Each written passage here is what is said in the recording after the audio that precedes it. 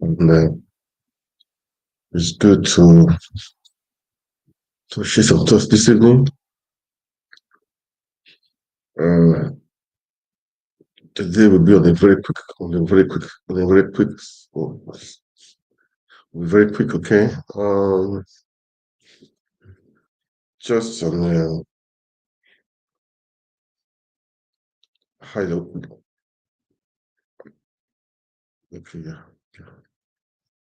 All right, guys. Today we will talk about the not too much on the Supreme Court judgment that happened yesterday. Yeah, yesterday. Really, I don't even know why all the governors they are attacking Tinubu. I don't know. I don't ask if they are attacking Tinubu. That means the executive have influence over the judiciary. That is just what they are trying to imply. It's supposed to be different bodies, judiciary, executive, and legislative are different. They are attacking him for not interfering. I don't know that about it. I never knew that Tinubu is also a judge. We call judge or the chief justice of the federation. So it just shows that the system is really bad. Okay, the system is really bad. We should find a way out to make sure there will be no interference on let's assume the court there. There will be interference from the executives. They should not interfere. These are different bodies, different organs of government. So I just saw the videos attacking him. Attack the president, attack the president. I was not wondering why are they attacking him? Why are they attacking him? For what? Because they said it not interfere. It means we Nigerians we need to grow up. Oh. That's what I would say because the executives around is supposed to be different from the judiciary. So I don't know why they're attacking him. Just imagine the Plateau State governor was so proud, so happy, thanking Mr. President for not interfering. Kano State too, the same thing. I think Kano State they never even try it. If they have tried it, there will be bloodshed in Kano State. They would have been able to try it, but if they have tried it, there will be bloodshed in Kano State because those people they are not like obedience they are quiet. Obedience they stood their mandates and they were still quiet. Kano State people, they are not like that. Oh. If you try them, they deal with you. Fire for fire. It's like that, fire for fire. These people, this is what they need. This is what they want, all these politicians. Fire for fire. They don't cool down. They don't need to, there is those messmen. There's those messmen. There's those messmen. So they knew that if they had changed the outcome of the election in Kano State, I know Kano State would have been burning by now. Would have been burning by now. That was why they did not try it. So I don't know why the other governments are just attacking Tinubu for. It's not a Supreme Court. It's not a lawyer. It's not so because they know that definitely they always influence they've been influencing the outcome of the judiciary. So we should find a way out, man. And I dare to say coming SR zone 2027, there will be elections, all those stuff. There is no need for people to contest to Labour Party. If this what is happening with INEC there, all these people there is no need for you guys to go and contest for election. There is no need because it's still corrupt. It's the same people that are still there that are still there. So what makes you think that 2027 will be better when they openly stole the election from stole the people's mandate? I'm not talking about. I'm not saying my own no because is appealing is somehow is nonsense.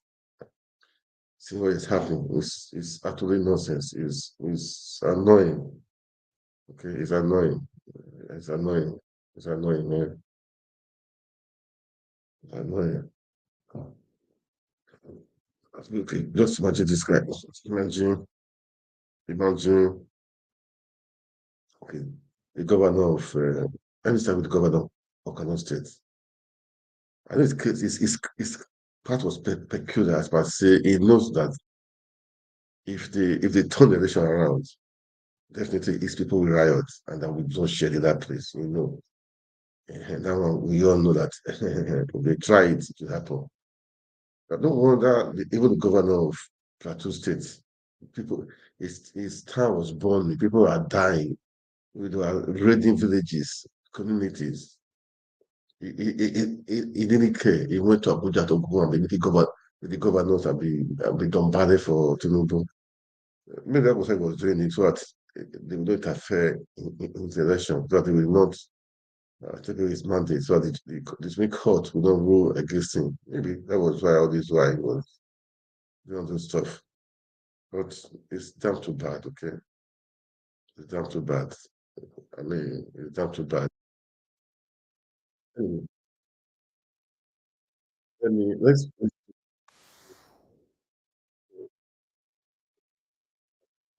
okay. And, Especially for the support this to our Kano State governor, administration. okay? Thank you, Tinubu.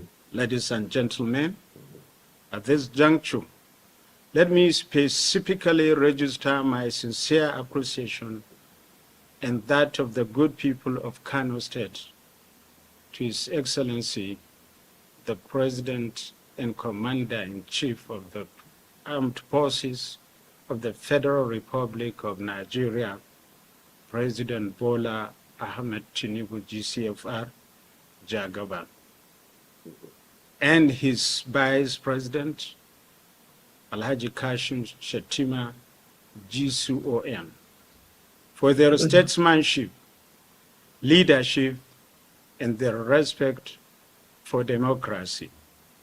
Their refusal to interfere with the proceedings of the Supreme Court, in spite of the huge and persistent pressure from vested interests, is a testimony to their respect for the core principles of democracy and the rule of law in Nigeria, allowing the votes of the people to count and respecting the independence of the judiciary.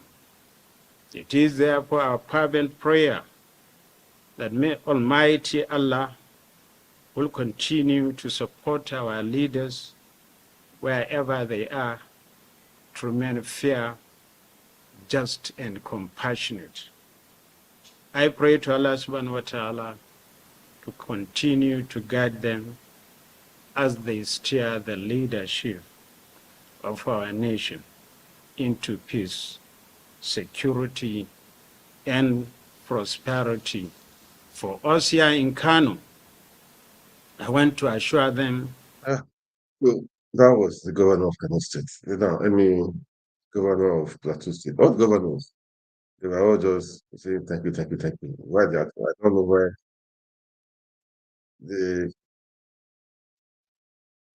I see no reason why we did that. Thank you, thank you, thank you, thank you. There's just no reason. Thank you, thank you. Anyway, I don't, I don't really know what to say for now. It's painful for. Let me say to the governor of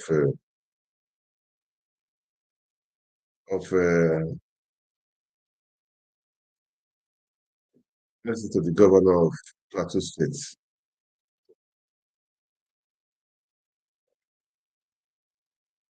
Cherry. I don't know Their why they're talking. lordships have demonstrated courage and they have raised the hope of the ordinary man in Nigeria that justice is still available in Nigeria. I want to thank Mr. President for showing himself a true Democrat and not allowing the space, the political space, to become intoxicated. He has also shown that he is also a beneficiary of the people's votes and that he will also always allow and support the judiciary to perform its role. I want to thank the people of Plateau State who have stood by me. I want to thank Nigerians who have stood by us. I want to thank the international community that have also insisted that the votes of the people must count in Nigerian democracy. I want to thank all of you, and I say God bless. Yeah, that was Governor TINUBU. Taking for not vote, I don't know. Because the Supreme Court did not rule against them. But Tinubu did not interfere. This is what I have been saying. This interference of the executives on judiciary is not the right thing. We know they'll be doing it. We know they'll be doing it. It's time for us to talk. You know, you have to talk. Enough is enough. Enough is enough. And you guys think that in 2027 there will be elections and you can come up to win like that, just like that, being obedient or not being not fire for fire. You are joking because as it is, you are just joking. Seriously, as it is, you are joking because you can see what is happening, man.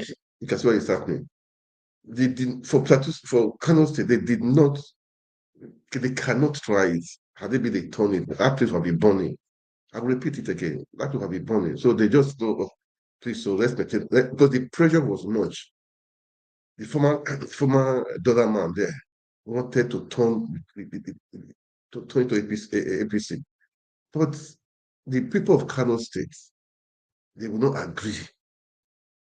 Nigeria had elections and it was turned around. It was turned around and the obedience were quiet. The people were quiet. We went out to vote, they took your vote, you were quiet. The pity. It had been is the kind of people that are in Nigeria, as it was spread in Nigeria. Do you think that will happen? It will not happen. It will not happen. I respect people of Kano statement. I respect you guys. I respect you guys. You guys are strong. Okay, just okay. Let me look. Let's call a spade a spade. It was the same. Don't think you can just be like that and win the election, no. Because as it is, the INEC people are still there. That these people that are still there, the same INEC that stood that did nonsense, that are still there. Nobody is talking. What do you expect to? What do you think will happen in the next election? What do you think will happen? You guys won't be joking, man. You guys won't be joking. You guys won't be joking.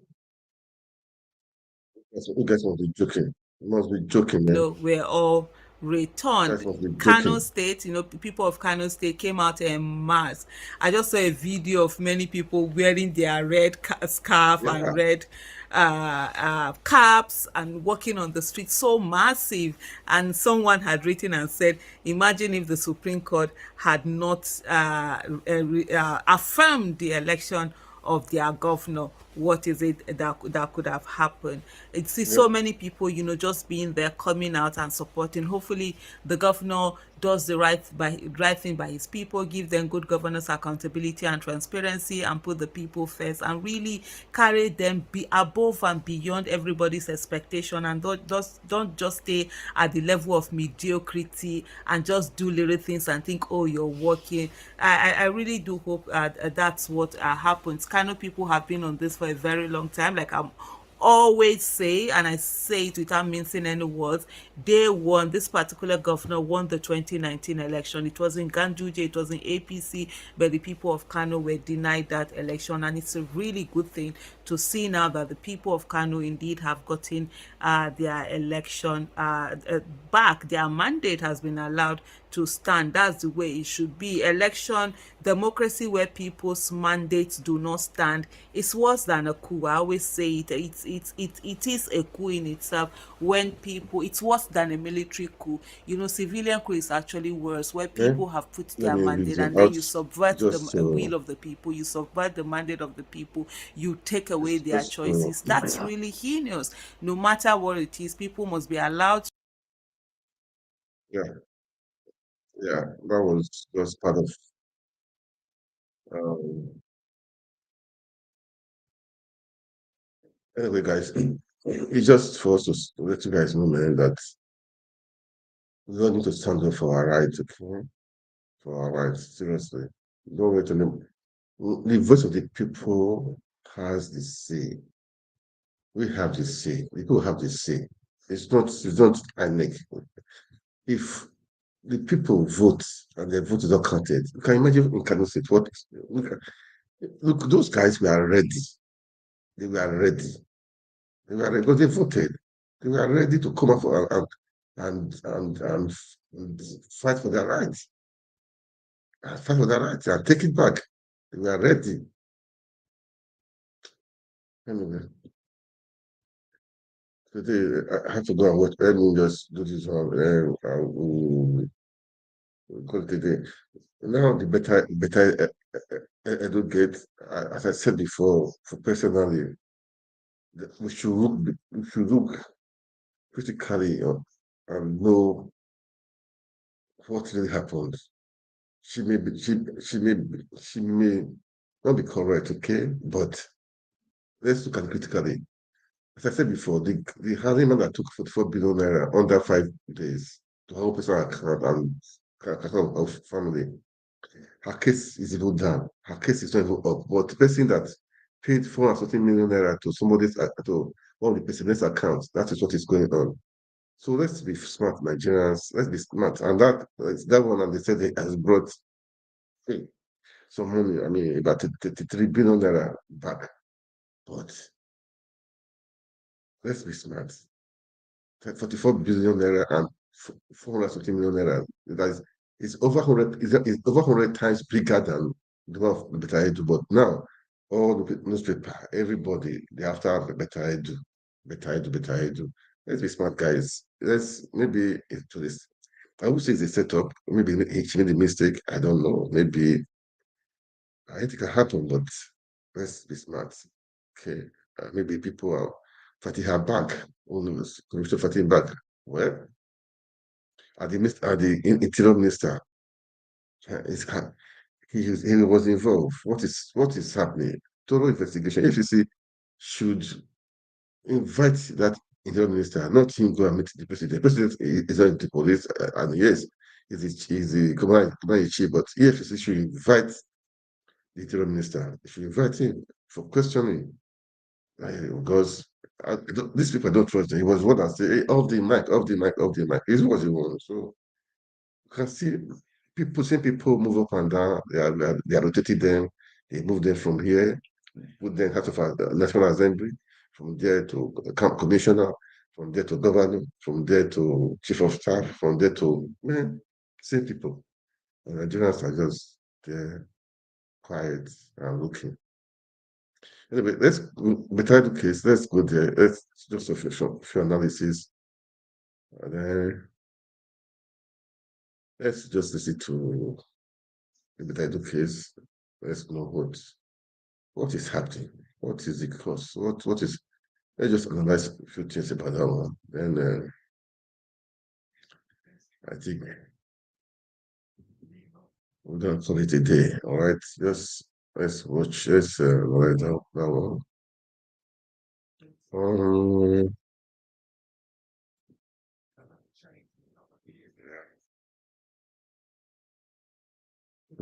so after this, we'll call it a day. Okay.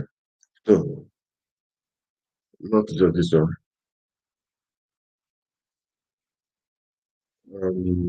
Okay.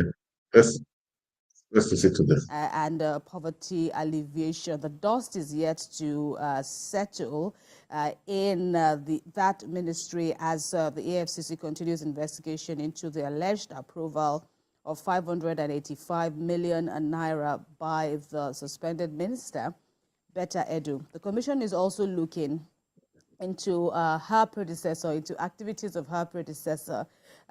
Both women's passports have now been seized, although the ministry's permanent secretary, Abel Olumuyiwa has assumed responsibility for the ministry. There is the question of whether the ministry should be scrapped. And only recently, on Friday, mid-Friday afternoon, that is, President Bola TINUBU suspended all administered programs by the National Social Investment Program Agency, which is one of the agencies under the Ministry of Humanitarian Affairs. And this follows the ongoing investigation of alleged fraud in the management of the agency and its programs. And so all 4 programs administered by NCPA, these are Empower Program, Conditional Cash Transfer Program, Government Enterprise and Empowerment Program, as well as the Homegrown School Feeding Program, have all been suspended for a period of 6 weeks. In the first instance,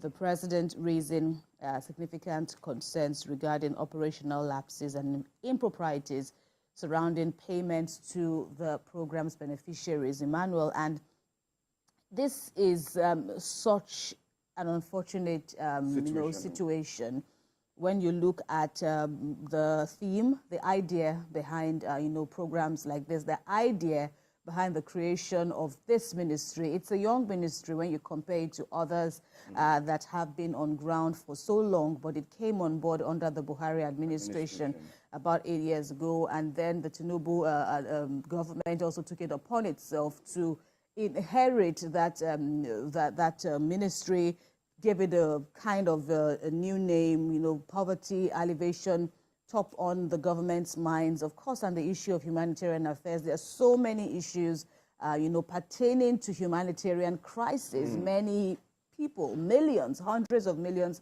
of Nigerians are in dire need of aid, food and the likes. And just when you think that, this chunk of money, this sizable amount of money has been earmarked to the ministry, we're hearing this rather unpalatable news of, monies meant for vulnerable people in the country found in the wrong hands. And, investigations are still underway, and we hope that this will be an eye-opener for everyone, indeed all the other ministers in the cabinet of the president. And we want to get to the bottom of this, because there are so many questions yet unanswered. A lot of questions to be answered at this time. This particular ministry was created in 2019 by the then President Muhammadu Buhari, just to cushion the plight of Nigerians concerning attending to their humanitarian affairs.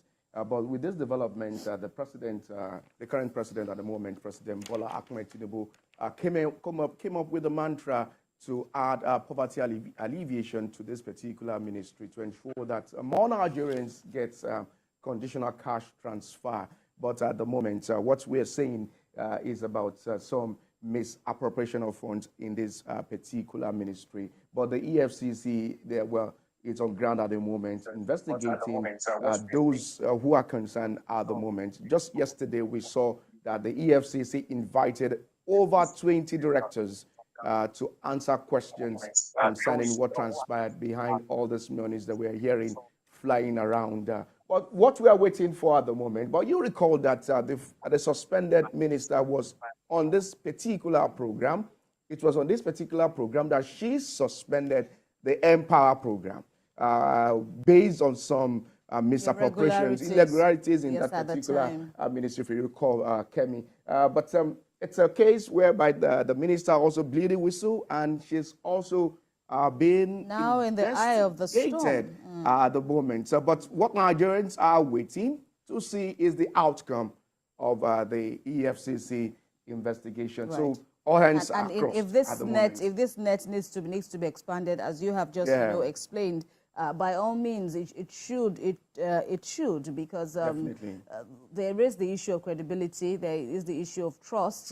Deficit. Which and you recall that about 3 CEOs were also invited for questioning. Of banks, even though there was some back and forth, there was some form of denials that they weren't. One of them wasn't exactly, indicted or invited for explanations into this. Controversies, but as we have said, investigations are ongoing, as you must also have been following, and we know that many Nigerians will definitely be interested to know how it all pans out in the end. But there you have it. That's what we know for now, and all hands expectedly should be on deck to get to the bottom of this scandal. Quickly now, let's. Well, see on Betarido, let's continue to see on Betarido, okay? It's painful, but that's how it is, all right? It's painful, but that's how it is. You know, it was a young, promising youth, maybe Mr. 13. Yeah. Who knows? Let's listen to let's listen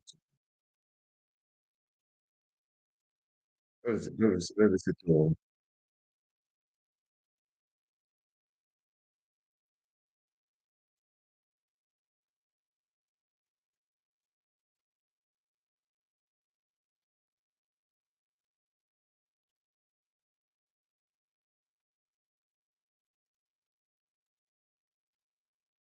Minister, the Minister of Interior, has said that a company where is a shareholder, even though he has resigned as a director and founder, is benefiting from contract awards from the Ministry of Humanitarian Affairs. And people are saying that this is not just a legal issue, it's also a moral issue.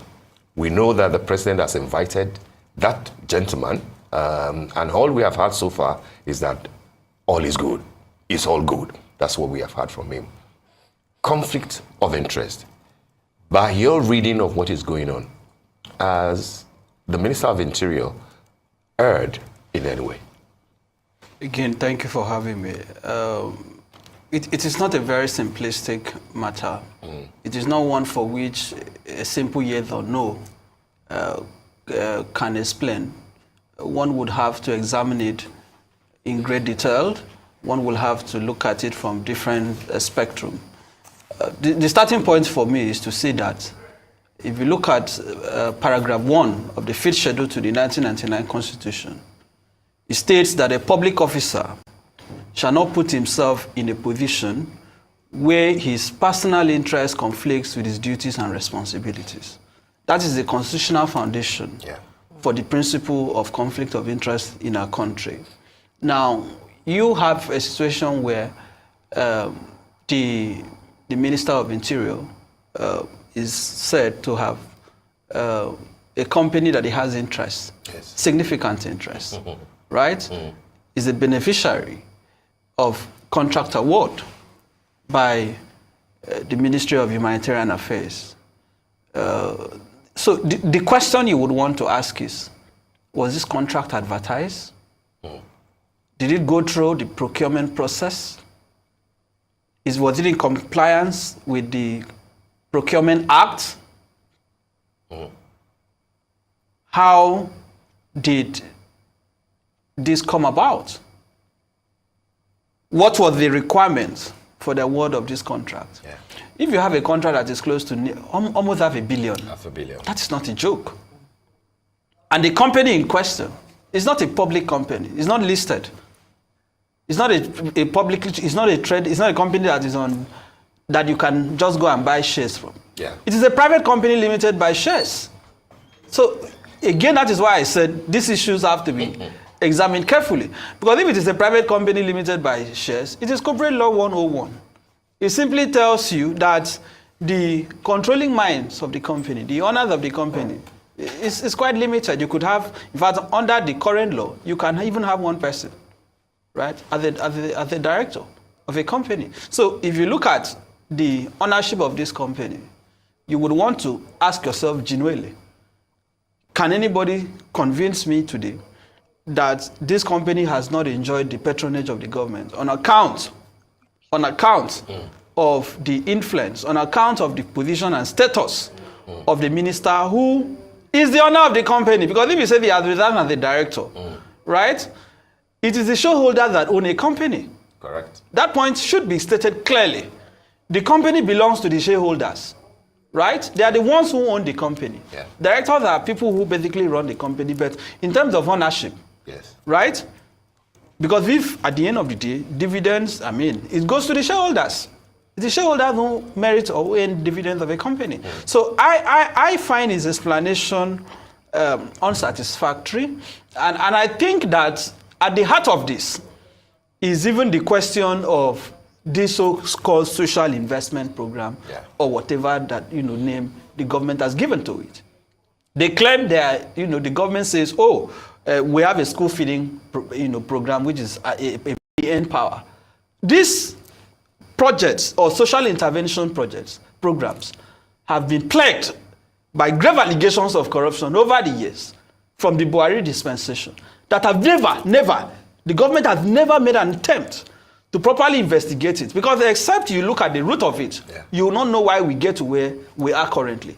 Now, when the minister says that he had divested himself from the company, that he had resigned as the director, of course you cannot be a director while still serving as the minister. That would itself be a direct contravention of the Code of Conduct, Bureau and Tribunals Act, of the provisions of, the fifth schedule to the Constitution. So you cannot be earning double emoluments. That is why you had to resign. But that doesn't mean that you don't have an interest in the company. And let us not kid ourselves. We know how these things happen in real life, right? Even public officers who engage in money laundering, and I'm speaking generally, politicians and public officers who indulge in money laundering and corruption, they don't simply go to the vaults, right? Or to the treasury and take the money out. They do it through proxies. They do it through, pseudo entities. They use companies that they have interest or that their proxies are controlling. And we know that the real awards of contracts is not in in fact, even when they advertise, the real decision to award a contract, sometimes those conversations take place behind the scene. So I, as a Nigerian, cannot sit here and say that this company earned this contract solely on its own accord, without the possible influence and reference to the minister who has interest in it. But let us go beyond that. We have a situation where and really, I don't understand why they said the president has invited him. Was it for a coffee break? Was it for a tea? What did the president invite him for? Why was it not the EFCC that invited him? Right?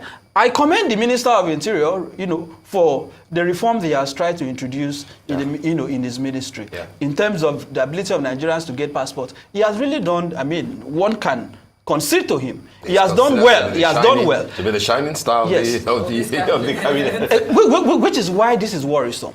So if he, with the track record he has tried, with the direction he has tried to take in his ministry, if they mention this scandal, how about the ones we've not heard of? So I want the president to go beyond this window dressing. Let us have an audit.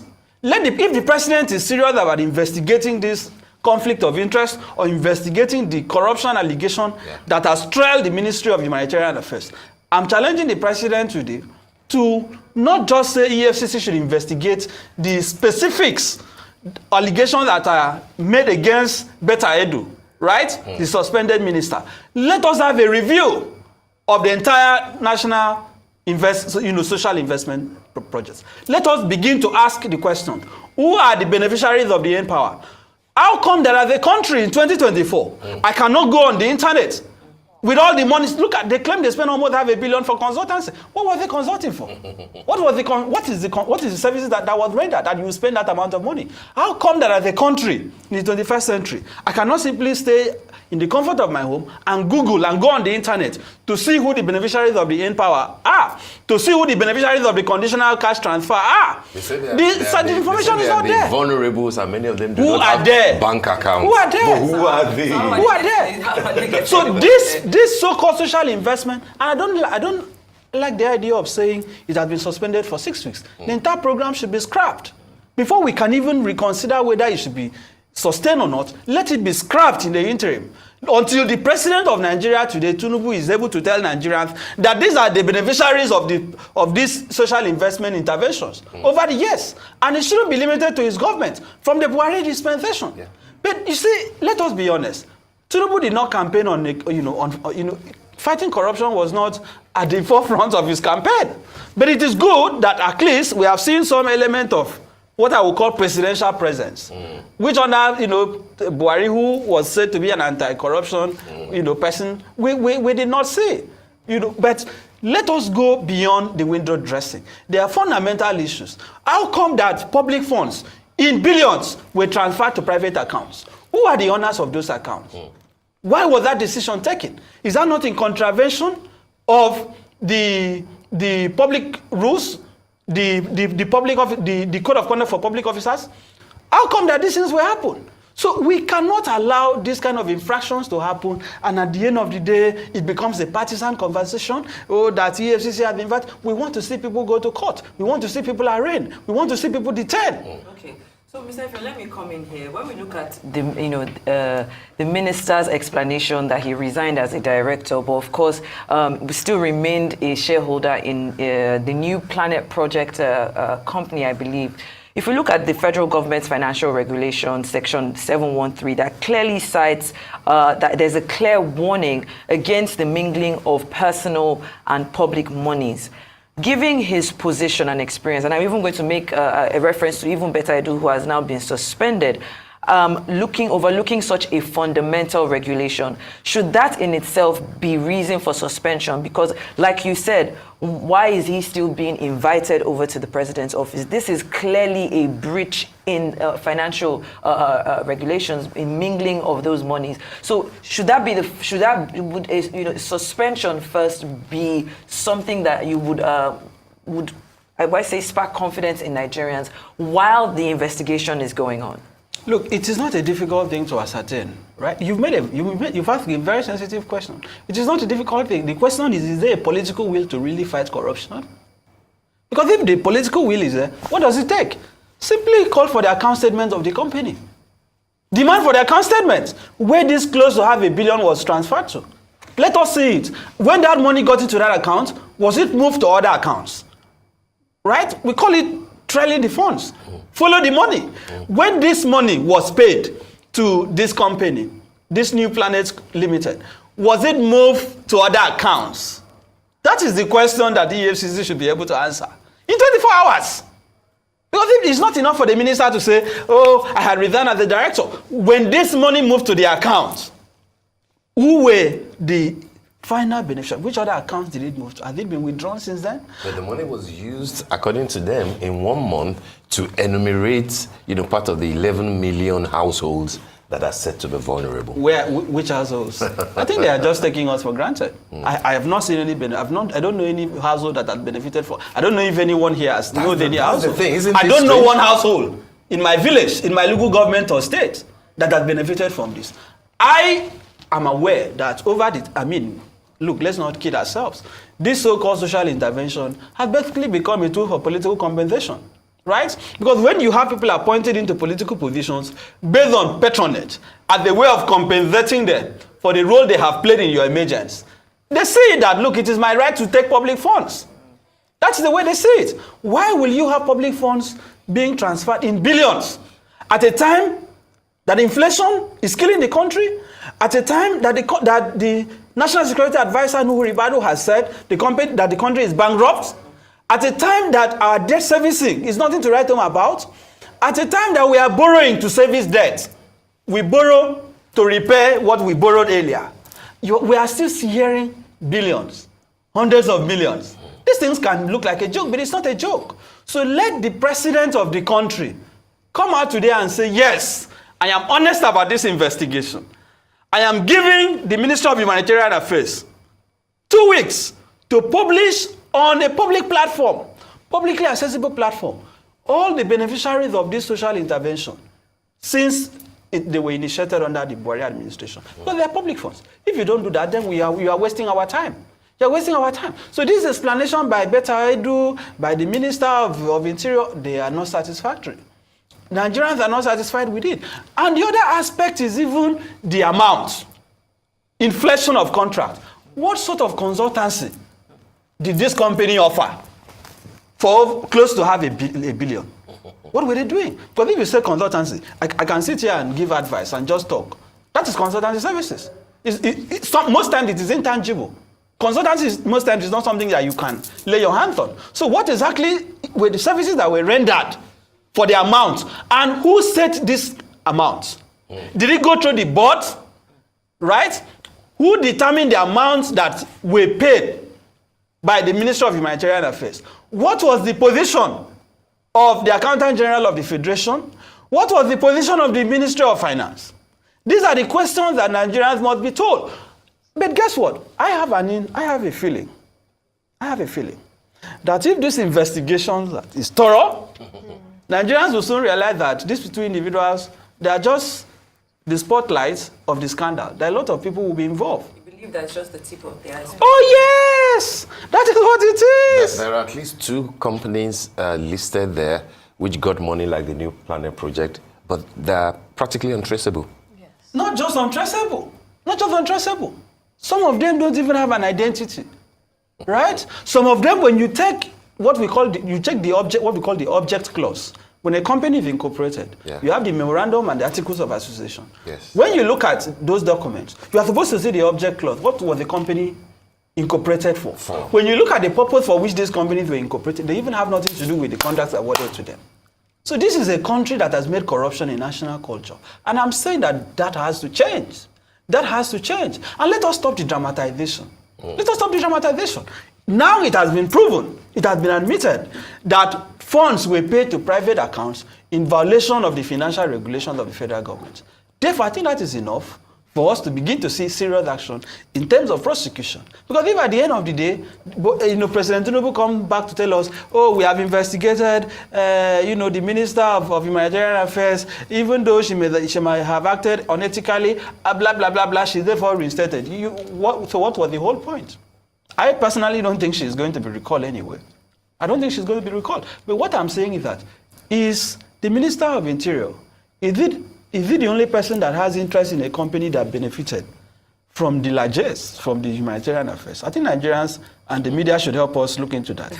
Yes. So that we don't go back and say, oh, one minister that has interest in a company and that company got, which other minister? As a country, we don't have a ministerial code of ethics. You're aware of that? We don't. We don't have a ministerial code of ethics. In some countries, for example, in the US, the former Prime Minister Boris Johnson was removed for violating, ministerial code of ethics.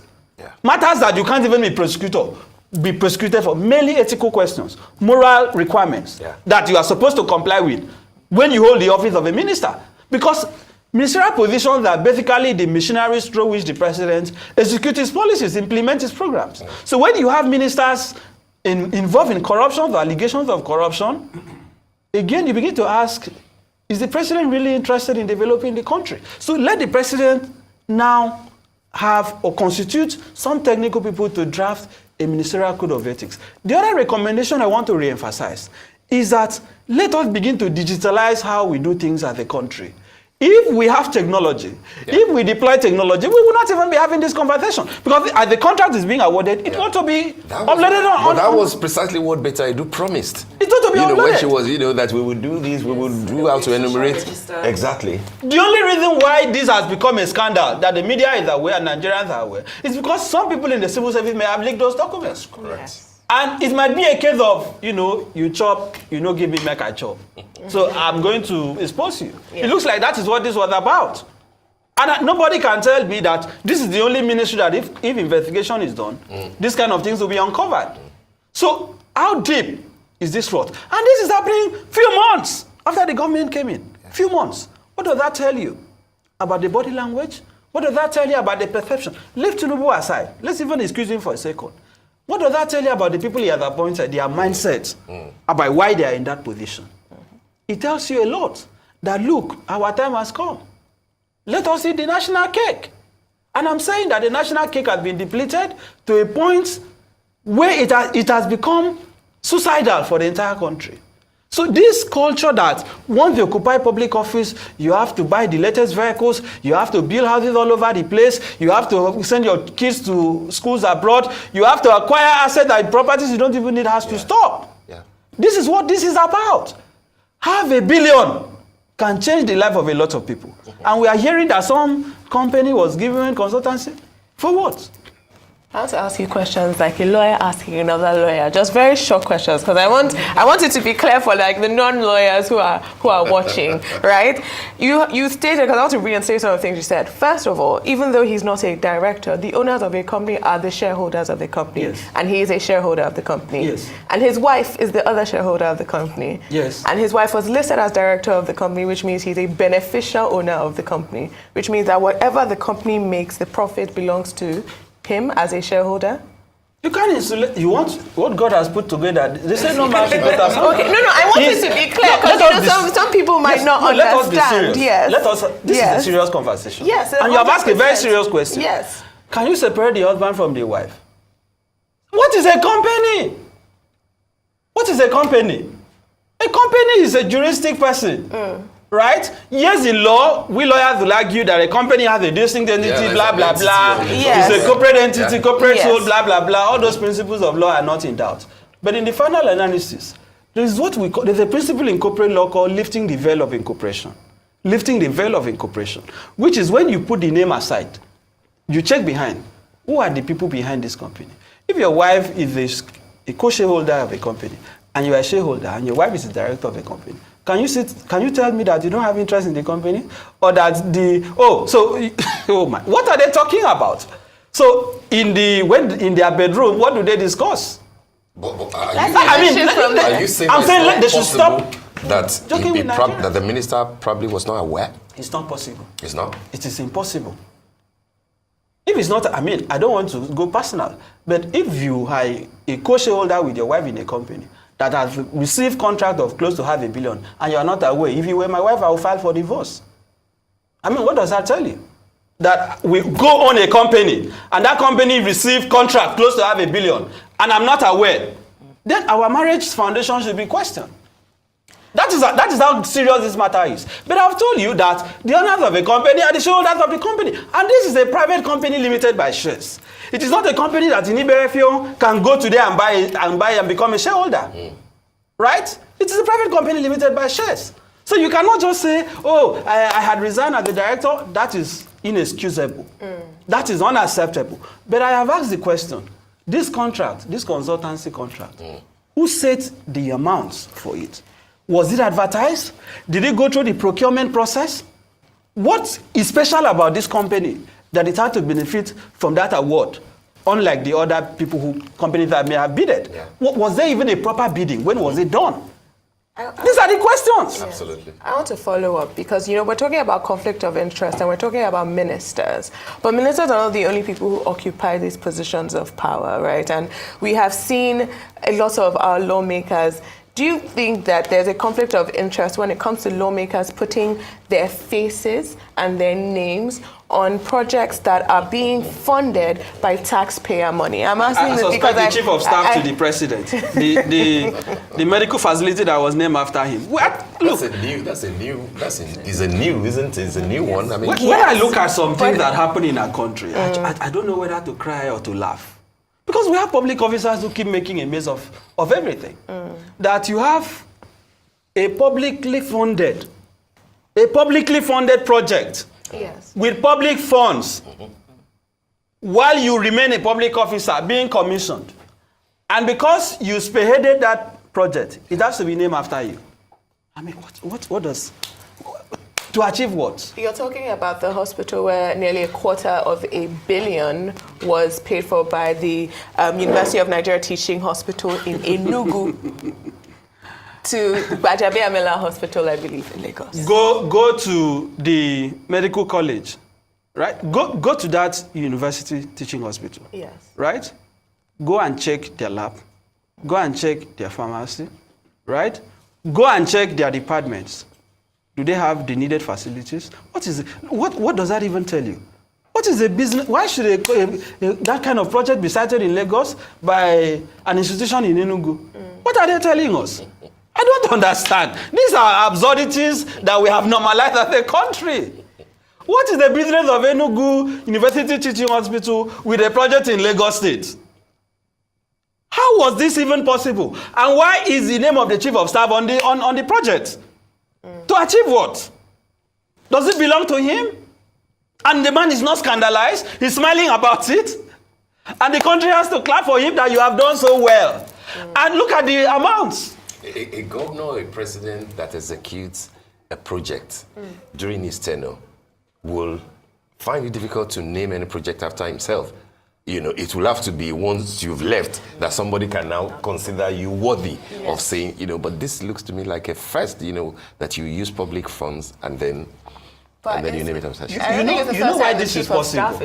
You know why this is possible? Sorry, I was saying I don't think it's the first time the chief of staff is doing it because we do have the Femi Gbajabiamila Residence Hall, we have the Femi Gbajabiamila Conference Center, we have, I think there's now a football field. Yes. It's part of all the projects that that were commissioned at the same time. Yes. Commendable if you look at the fact that we don't all those other people who earn constituency allowance project that we do not even know what they do with it. But then haven't done what you have used money for, even we do not have an idea of how much, we're talking about, but we can see project. But then to name it after yourself while you're still in office. The problem is that we have a culture of what I call canonization of criminality. Do you know how many institutions in Nigeria are named after the late Sani Abacha? With all the money he stole from the country that have been recovered. Institutions that are still named after Abacha. Nobody sees anything wrong in it. All the former heads of states who ruined this country, we still have public institutions named after them. That is how low we have sunk. And the whole national, and the other aspect is the national award thing. Once you become a governor, you have to be a CON. We need to revisit our laws too. Yeah. It should not be automatic. Yeah. Right? Once you are a minister, a certain street has to be named after you. So what that tells you is that as a country, we don't really have a moral foundation. Because if you have someone that really wants to change Nigeria, from the day you are sworn in, one of the things you have to do, but in fact, start from the FCT. Start from the FCT. Rename all the streets, all the roads that are have been named after people that are not deserving. That is why the chief of staff to the president can do this. Because there is nothing wrong in it. You are still the chief of staff. Do you know who the chief of staff to the president is? That you have a project, named after him, a project that he was involved in. So he is saying that I influenced the bringing of this project. Yes. Therefore, you have to honor me for it. That is what he's saying. Let me circle back, because of time, we're running out of time. Let me circle back to the issue of the conflict of interest. And I think a similar thing happened during, at the earlier part of the Buhari administration when Babachi Lawal, the contract and everything, it consumed him, ultimately. The grass cutter. Yeah. What do you think will be going on in the mind of the president, Asiwaju Bola Ahmed Tinubu, now, in terms of what to do, and not just with Beta Edu, which, like you said, it would be surprising to have her back, but for Tunji-Ojo, will the president be thinking this is a shining star? I've used, it's like a PR machine for my administration, or will he go back and drill down, as other people have said, to the expanded Tunji-Ojo, who, as you know, had issues of the NYSC thing that it turned out like that the same time that he was serving as member of the House of Reps was the same time that he claimed that he finished his youth service against extant laws of the country. Or the Tunji-Ojo that was the chair of the committee for the NDDC and the off your mic circle. Yeah. Do you think that those things will be playing in the president's mind and say, should I play to the gallery and say this is a shining star, let's retain him? Or but then to say that, hey, doesn't look like he's as squeaky clean as has been presented to the people. I think the mistake with your question, sir, with due respect, is that the problem, the premise of your question is that Tinubu doesn't want to work with corrupt people, and I don't agree with you.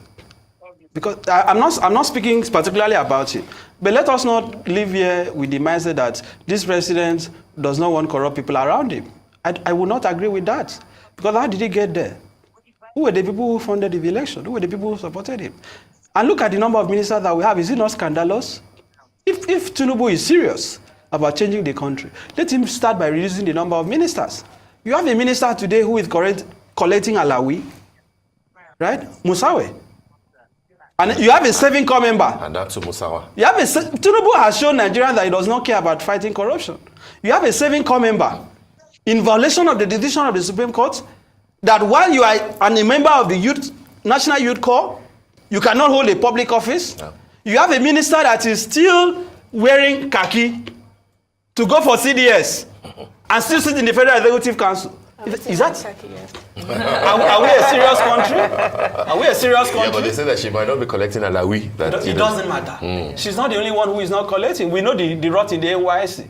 We have ghost corps members, people who have never been to their PPA, the place of primary assignment, right? They just sit somewhere, somebody. We know these things. It doesn't matter. But I'm saying that when you look at the bigger picture, this is only a problem because it has been exposed. I don't think this is a problem for the president because it actually happened. I think this is just a face-saving thing, but I don't see him firing, the minister. I don't see that happening. You think he will survive it? I think he will survive it. What would that but at a minimum, what I expect the president to do, Because you must also concede to him, he has done commendable things trying to reform how we get passports. I mean, I like some of the things he has said. Yes. He sounds like someone that has a lot of things upstairs to offer the country. Yeah. So I think the president will be in a dilemma. But I'm saying at a minimum, revoke the contract that was given to that company. Let the money return to public purse. And now come up with a policy that if you're a minister under my government, any company that you have interest, whether as a former director or as a shareholder, will not benefit from award, will not benefit from contracts. Yeah. Can the president have does this president have the courage to do that? Because if he says that, If he does that, he will be stating the obvious, because that's what the law says. Yes, but I'm saying, does he have the intention of doing that? Right? Does he have the courage to do that? Yeah. Does this president really want to fight corruption? Right? Because you have people who have been accused of corruption that he has appointed as a minister, from the legislative arm to the executive arm to even the political party, the APC. People that should be standing trial, people with ongoing active corruption cases with the EFCC. Do you really believe TINUBU wants to fight corruption? I think the coming months will tell. Yeah. The coming months will tell. Yes, we've run out of time. I just quickly want to ask you what you think when we look at the systemic corruption within the Humanitarian Affairs Ministry, now with Better Ado, and of course with Sadia Umar Farouk. Should that ministry be scrapped? What is the purpose of the ministry? What? What is the? Send out to the IDP. How many people have they taken out of the IDP? They say they want to alleviate poverty, but the country is getting poorer. A humanitarian affairs ministry or a poverty alleviation ministry that has only imposed more poverty on the country should be scrapped. So not only should the president not return her, I am saying this morning that I do not see why we need that ministry. We have the National Disaster Management Agency also. Correct. So why do we need a Ministry of Humanitarian Affairs? All right, then. What is the humanitarian services that they are rendering to the country? I haven't seen it. Scrap the ministry. Mr. F. Young, thank you so much. I knew when you were coming with the fire. Thank you. We really enjoyed today's interview. We probably played that. Yes. I like his analysis, man. His analysis was just point blank. No going back. Just point blank. I love the analysis. Well, guys, that's Nigeria for you, man. There are things we need to do. Okay. We need to do. I hope someone somewhere is watching that can make some changes, man. We want a better Nigeria. That's what we are saying. We want a better Nigeria. Okay. But all the same, we cannot give up. I've always said Nigeria is a blessed country. We need to make it work. Who will make it work? It's you and I. Okay. But other people who will make it work. It's you and I that will make it work. Okay. Anyway, guys, Nigeria, man, it's so interesting. So many things are happening that you say to yourself, how did we get here? How did we get here? That is a question at times I've said, okay, how did we get here? It's painful and it's a pity that it's how it is. It's how it is. It's how it is. Anyway, let's hope for the best. Let's pray for the best. Let's go to pray for our country, okay? Let's pray for our country. All right. I know that Petra Edo, maybe she made a mistake. She was a youth that was, I would say promising with youthful energy. But along the line, maybe, I don't know, let's wait the outcome of the FCC and other stuff. But I know that people definitely they want to push her out also. Okay. That one, and I so believe, people want to push her out. What the 44 billion? That place is rotten. I can imagine I can take 44 billion under 5 days, 44 billion under 5 days, pay to his personal account and people's account, say it was a mistake. So what is why before then? I wonder how much have been going into her account by mistake. So we have things to do. They need to really, FCC need to dig deep or dig deeper. Dig deeper, deeper, so that to fish out many things. Not only that ministry. We have it's like all of them, man. They need to They need to really find a way out. They need to do something about it.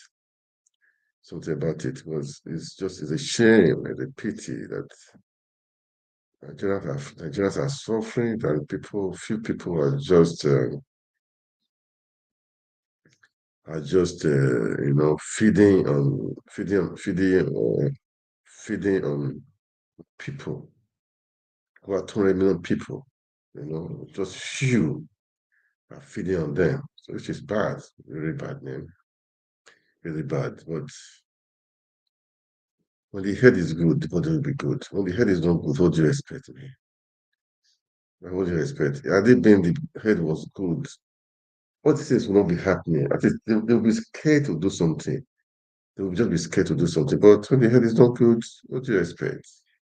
What do you expect? Nigerians, they voted, but and his people said it's a lie.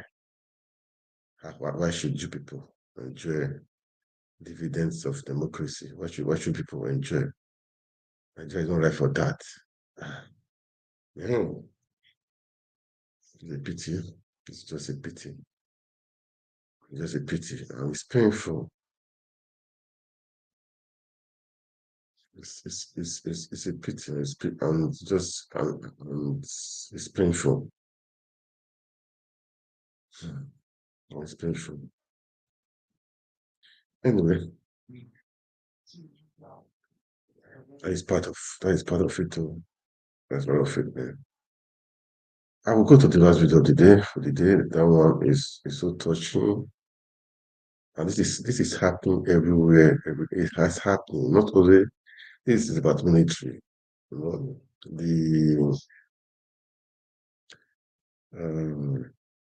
Before I play that, let's respect the military of what they are doing. Okay, let's respect the military of what they are doing. They are doing great with different things that is happening. They are doing great. Yes, before I play that video, let me play this video. Let's respect them for what they are doing. May not know what they are doing. Some of them are suffering. Okay, some of them are suffering. Let's play this one. Let's see what is happening. They are military. Let's go! Let's go!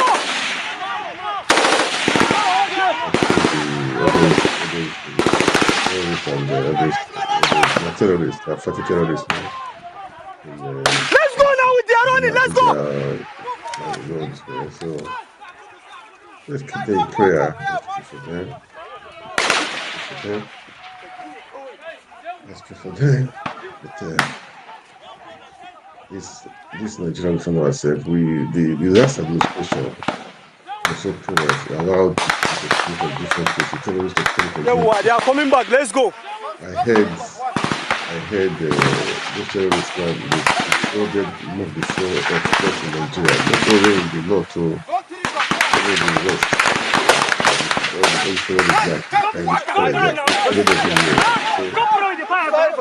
to Nigeria, man.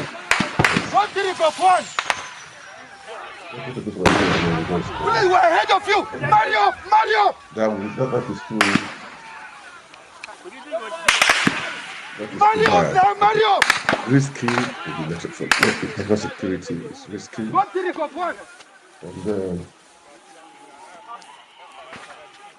And then we need to pray for these cover soldiers. I hear some of them don't have the maybe the allowance is small, the allowance are small. Those things I heard, some of them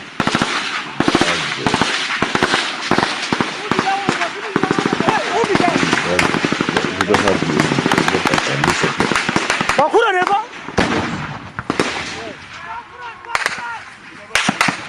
the terrorists, man. We need to put our nation secure. Okay, so let's go, man! Let's go! Kudos to them. You are wicked! Come forward! Come forward! You are firing at us!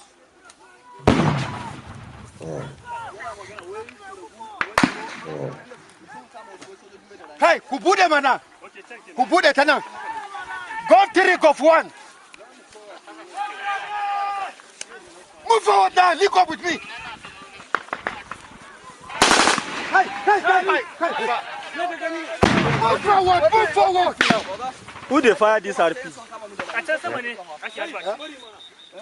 Those who are at the high ground, please stop firing. Those who are at the high ground, stop firing. Those who are at the high ground, stop firing.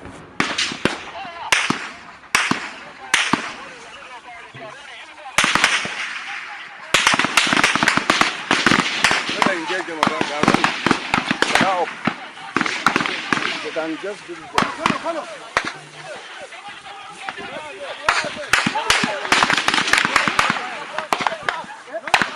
See the bullet, Yoga. Even that place, they are running through the axis. That axis too. That place, this is our left. They are running. I have started them.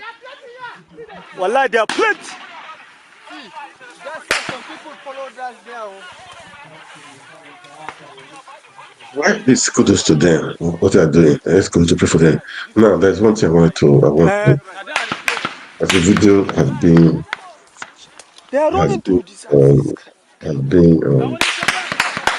trending, that a military officer, a military officer, accusing female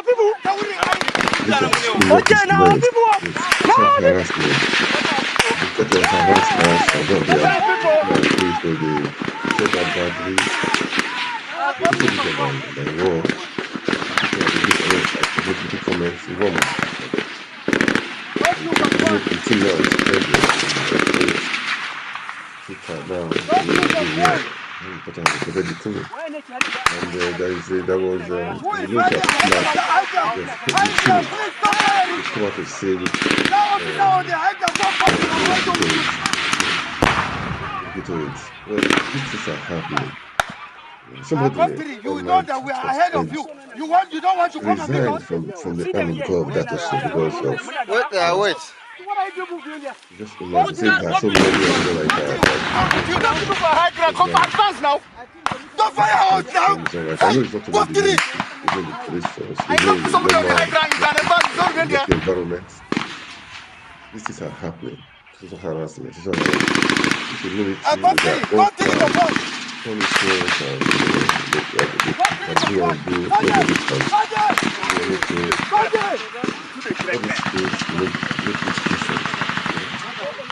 all this is making difference. That is just a thing. All this is making difference. That is why I'm going to play this video. Let's listen to her because people make on my TikTok, people are making so much comments, man, and it's painful to see people suffer like this. It's not right for anybody to suffer like this. It's not good. At other times, it's not good. I'm against such nonsense. Seriously, I'm against it. I know it's not good. Nobody will pray for his relation to be involved in such a thing. Or the daughter to invest in such a thing, threatening you because they are your superior. And you don't want to do something against your wish. Come on, man. This is not right. It's not fair. I hope the military will, as they said, they will look into it. Because it's not just right. It's not fair. Okay. Let's play part of the video. Then I'll come back.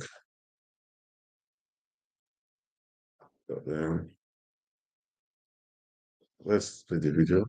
Just to see that video. Most of our senior officers, they are very, very. I even worse than Governor Sowolu. Let me not lie to you.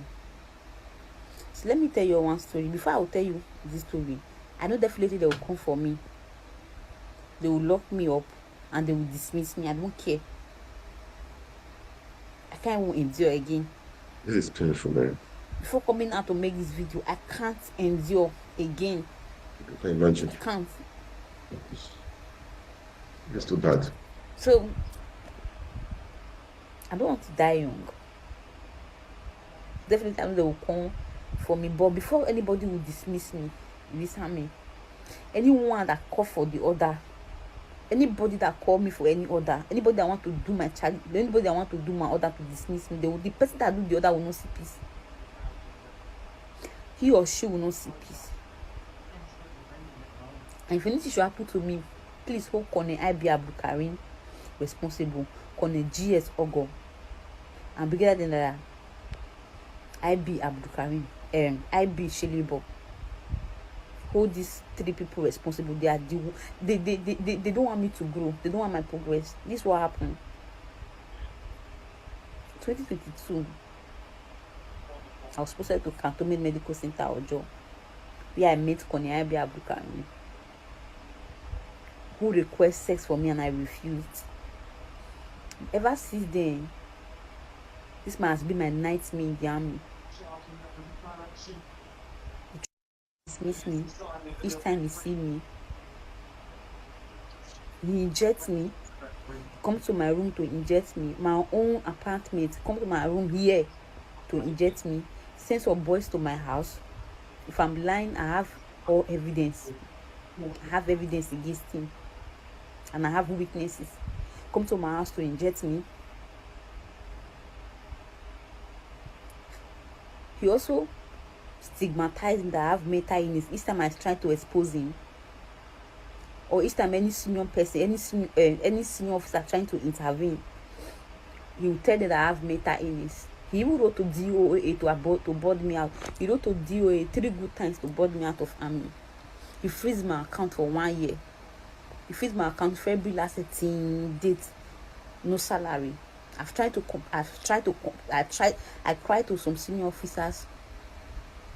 I wrote a petition using section 179 of the Armed Forces Act. This is not fair, man. I've seen so many officers, senior officers, junior officers to intervene, but none of them is giving me listen here. But and anyone who's trying to intervene, he will tell them I have mental illness. There's a day he locked me, he injected me. He almost, when they caught him and he said I have mental illness, he took me to psychiatry hospital and he went to lock me up there. He locked me up there for 1 good month without any medication. Deny me access to military courses. And meanwhile, you know, they know very well that my progression in the army determine my course attendance. No course. Now they've given me admission in medical school. They refuse to release me.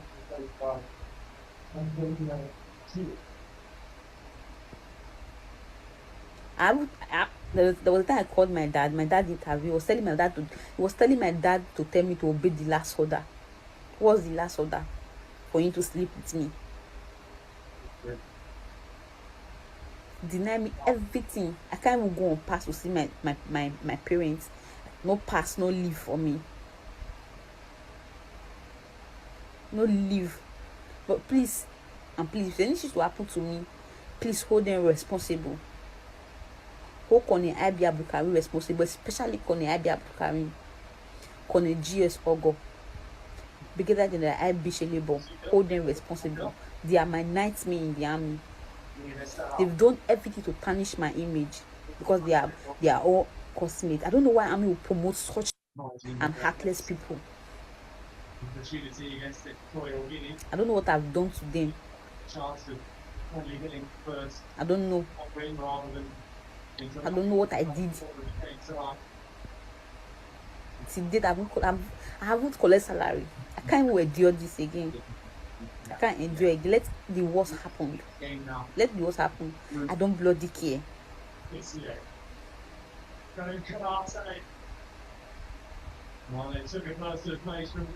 You're going up and tarnishing my image. I can't go on pass.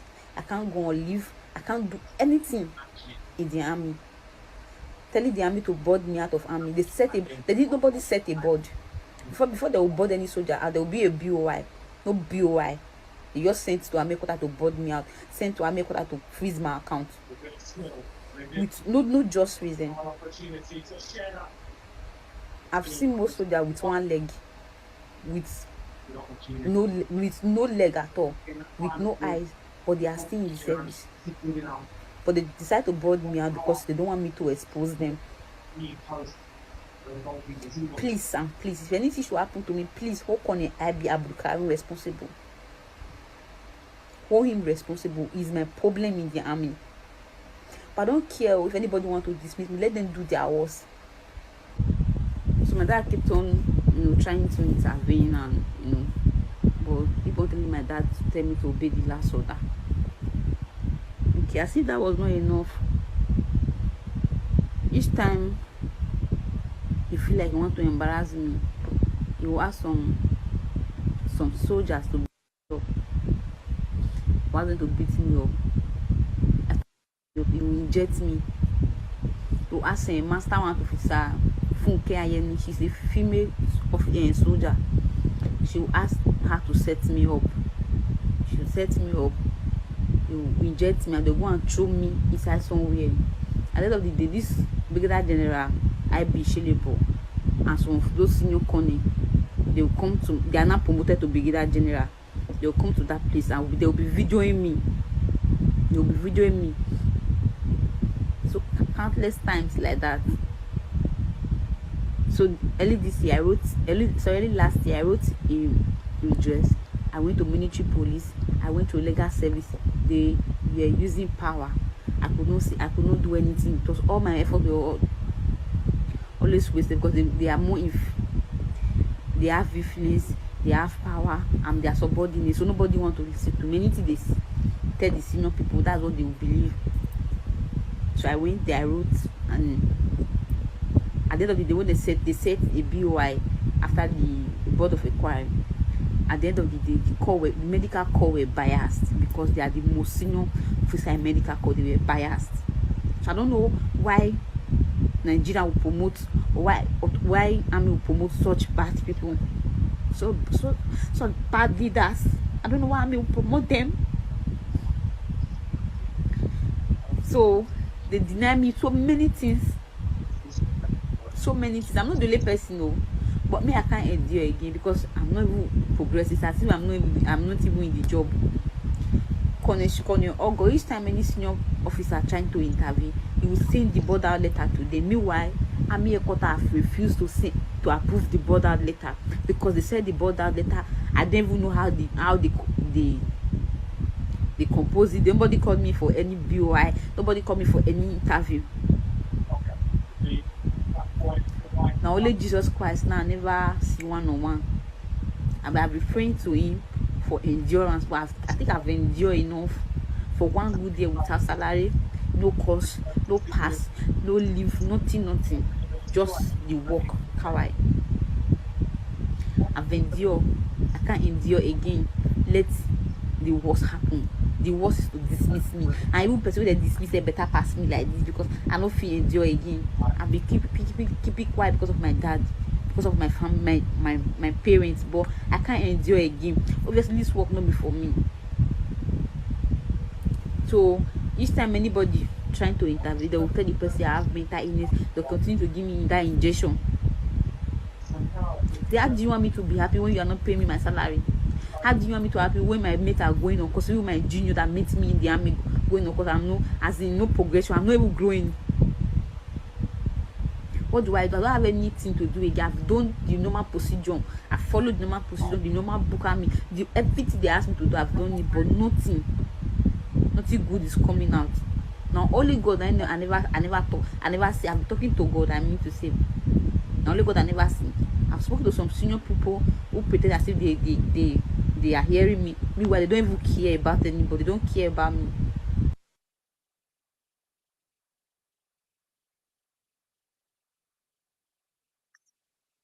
Sad story, man. Sad story. Sad story, man. It's painful. And again, story like this is so painful. Very painful. But that's how it is, man. People, they think they are superior. They want to oppress you.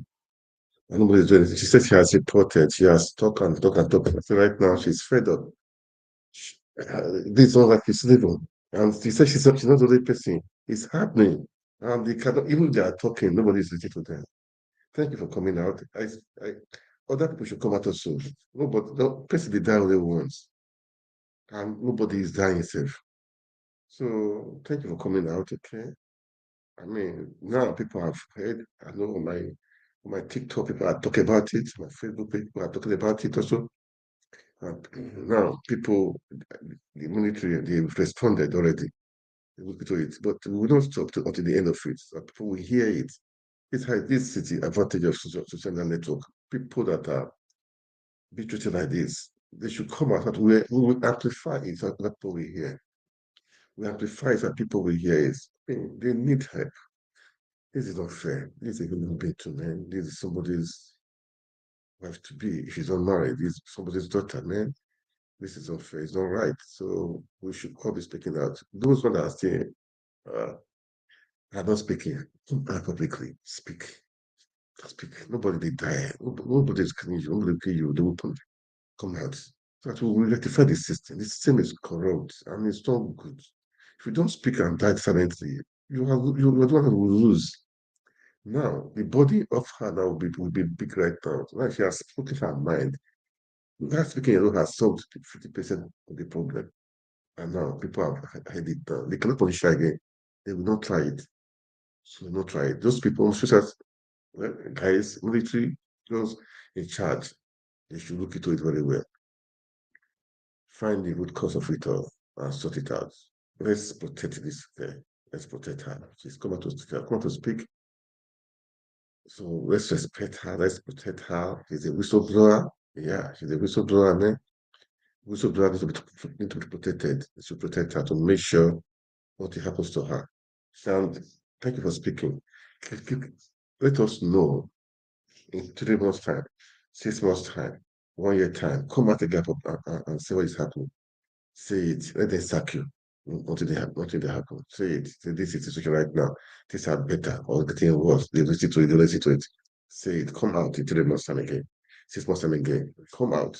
We have social influencers everywhere. I should speak. Millions of people, they've heard you. In Nigeria, they have heard you. That's what they've heard you, which is good.